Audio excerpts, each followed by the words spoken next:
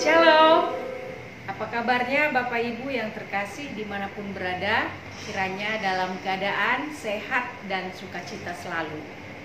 Firman Tuhan yang akan saya sampaikan melalui YouTube ini adalah khotbah untuk Minggu 20 Juni 2021. Dan sebelum saya membacakan teksnya, terlebih dahulu kita bersatu di dalam doa. Damai sejahtera Allah yang melampaui segala akal, itulah kiranya yang menerangi hati dan pikiranmu untuk mendengarkan firman Tuhan dalam Kristus Yesus Juru Selamat dunia. Amin. Firman Tuhan yang akan saya sampaikan adalah khotbah Minggu 20 Juni 2021, tertulis dalam 2 Korintus 6 ayat yang pertama sampai ayat yang ke-10. Di dalam nama Tuhan Yesus Kristus demikianlah pembacaan firman Tuhan. Paulus dalam pelayanannya.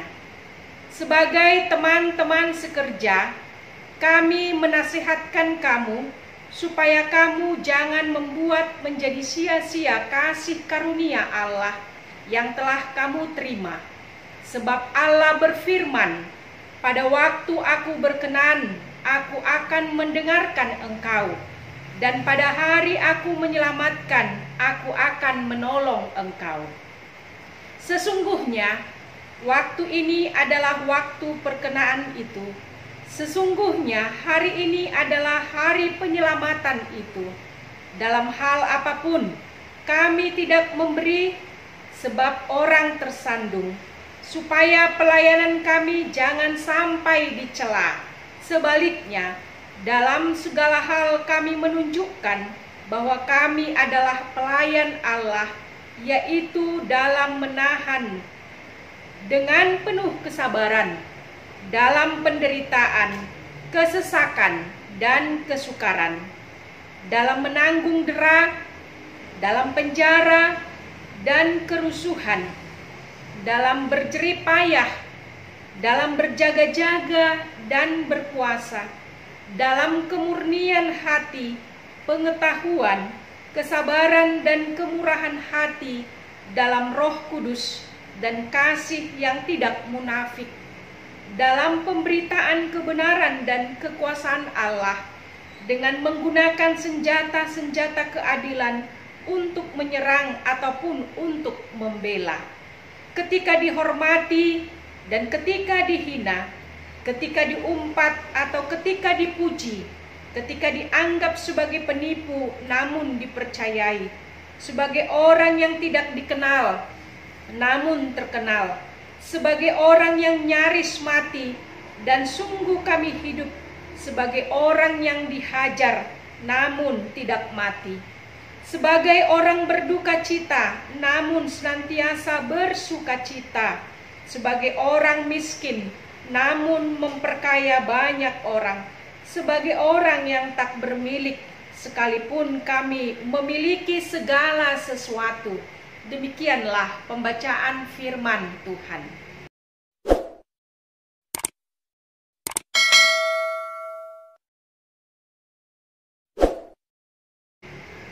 Saudara-saudari yang terkasih, adapun yang menjadi tema khotbah ini adalah pelayanan yang penuh kasih. Ketika membaca tema khotbah di atas, yaitu pelayanan yang penuh kasih, saya langsung teringat dengan seorang biarawati yang bernama Bunda Teresa, yang disapa sebagai ibu bagi orang-orang miskin dan melarat. Bunda Teresa yang hanya memiliki 2 helai pakaian sari selama hidupnya merupakan simbol cinta kasih bagi siapa saja yang tidak dicintai dan tak diinginkan. Bunda Teresa mendirikan Missionaries of Charity atau misionaris cinta kasih. Mereka melayani orang-orang melarat dan sekarat di pemukiman kumuh di 160 kota di dunia. Bahkan pada tahun 1979, Bunda Teresa dianugerahkan Nobel Perdamaian, saat penganugerahan itu ia meminta perayaan makan malam mewah supaya dibatalkan dan memohon diberikan kepada orang-orang melarat di Kalkuta. Saya juga teringat pelayanan seorang perawat yang bernama Florence Nightingale, yang dikenal sebagai ibu perawat sedunia, yang tergerak hatinya bersama dengan sejumlah teman-temannya ketika pecah perang di semenanjung Krim di perbatasan Turki dengan Rusia. Dengan banyak kesulitan dan bahaya, mereka tiba di rumah sakit garis depan pertempuran. Mereka melayani dengan merawat para tentara yang terluka, yang meraung kesakitan, yang terkapar payah tanpa harapan. Bau busuk luka dan mayat menusuk hidung mereka. Siang dan malam, Florence dan kawan-kawan bekerja membersihkan luka para korban tanpa membedakan kebangsaan lawan atau kawan. Mereka menyapa semua pasien dengan tersenyum. Mereka melakukan pelayanannya dengan kemurahan hatinya. Saudara-saudari yang terkasih, pelayanan kepada Tuhan tidak diukur dari banyaknya yang kita perbuat, melainkan dari kesungguhan dan kesetiaan kita melakukan pelayanan tersebut. Calvin berkata, yang penting bukanlah apa yang kita kerjakan dengan kekuatan kita, melainkan apa yang dikerjakan oleh Allah melalui kita. Sebab Tuhanlah yang mengutus, memilih, dan menetapkan seseorang menjadi pelayannya jika Allah sudah campur tangan di dalam pemilihan, di dalam kehidupan seseorang tersebut, maka tidak seorang pun yang dapat membantahnya. Seperti panggilan dan pemilihan kepada Paulus untuk menjadi seorang rasul. Dalam surat 2 Korintus ini, kita akan melihat tentang hubungan pribadi Paulus dengan jemaat di Korintus. Khususnya bagaimana ia mencoba menjawab semua serangan terhadapnya, meskipun banyak yang mendukungnya. Sebagian orang menantang kewibawaannya sebagai seorang rasul. Sejumlah orang mengkritik cara Paulus berbicara dan menulis, dan yang lainnya menganggapnya kurang bersahabat, dan komentar-komentarnya yang terlalu keras di dalam surat-suratnya. Dalam surat ini Paulus membela dirinya sebagai Rasul Kristus sambil memberikan beberapa pengajaran-pengajaran yang penting kepada jemaat Korintus. Dengan keberanian, Paulus membela dirinya dan mengklaim integritas dirinya sebagai hamba Tuhan. Hal ini bisa kita lihat di dalam teks ini. Yang pertama, Paulus mengatakan dalam hal apapun, ia tidak pernah melakukan hal yang bisa membuat orang tersandung. Itu bisa kita lihat di ayat yang ketiga. Yang kedua, Paulus menunjukkan dalam segala hal bahwa ia adalah pelayan Allah yang tetap di dalam kesabaran walaupun menderita hingga di penjara. Itu bisa kita lihat di ayat 4 sampai ayat yang kelima. Yang ketiga, Paulus tidak menggerutu dan munafik ketika memberitakan kebenaran dan kekuasaan Allah. Paulus mengandalkan penyertaan Roh Kudus dan senjata rohani di dalam memberitakan firman Tuhan. Bisa kita lihat di ayat 6 sampai ayat yang ke-7 di dalam teks ini. Yang keempat, Paulus berbicara tentang kekayaan Injil Yesus dan mengajarkan kebenaran tentang Yesus. Walaupun beberapa orang di Korintus berusaha meyakinkan para pengikut Yesus bahwa pengajaran Paulus itu keliru, Paulus tidak menyerah. Dia sudah merasakan ketika dia dihormati, ketika dia dihina. Dia juga sudah merasakan ketika dia diumpat dan dipuji. Dan semuanya itu dia jalani dengan kesabaran dan ketekunan untuk kemuliaan Tuhan. Ini bisa kita lihat di ayat yang ke-8 sampai ayat yang ke-10. Saudara-saudari yang terkasih, dalam teks ini Paulus menyapa jemaat Korintus. Kita bisa baca di ayat yang pertama tadi, menyapa sebagai teman-teman sekerja. Itu artinya jemaat Korintus juga adalah para pelayan. Karena itu Paulus menasihatkan mereka agar jangan menyia-nyiakan kasih karunia Allah yang telah mereka terima. Ada waktu yang ditentukan Tuhan, dikatakan di dalam teks ini, pada waktu aku berkenan. Itu artinya jemaat Korintus harus memanfaatkan waktu yang diberi Tuhan dengan sungguh-sungguh. Jangan berleha-leha, jangan menyia-nyiakan. Karena waktu itu berjalan terus. Dan waktu itu berjalan dan tidak boleh kembali ke belakang. Dan waktu itu adalah waktu Tuhan, bukan waktuku, bukan waktu kita.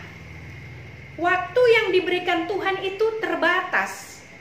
Karena itu, jangan kita sia-siakan hanya untuk memenuhi kesenangan hidup kita. Tetapi hendaknya kita pakai untuk melakukan tugas panggilan kita di dalam pekerjaan kita dan di dalam panggilan kita sebagai pelayan, sehingga menjadi kemuliaan bagi nama Tuhan. Allah telah memberi keselamatan di dalam Kristus.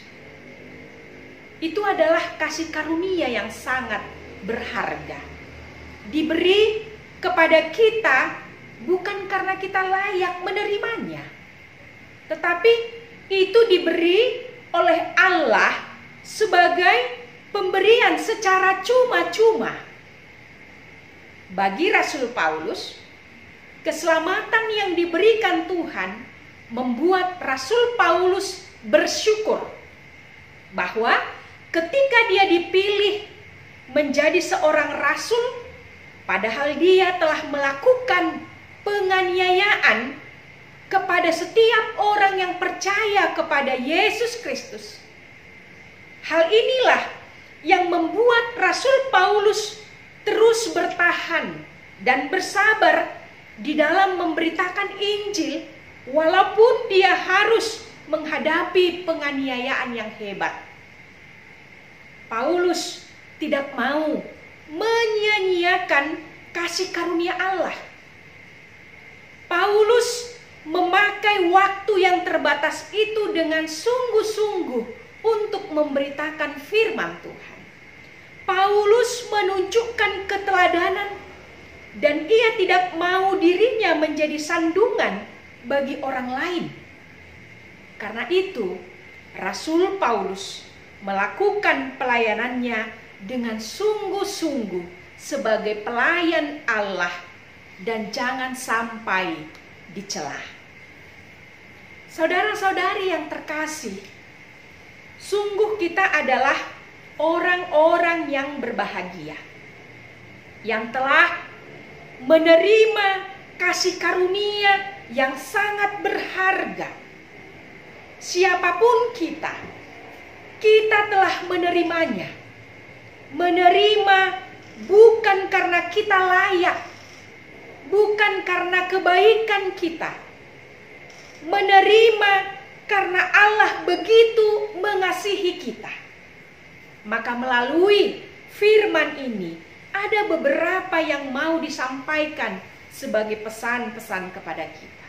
Yang pertama, Alkitab tidak hanya menyatakan Yesus sebagai Tuhan yang berjaya dan yang berkuasa, melainkan sebagai Tuhan yang melayani dan menghamba.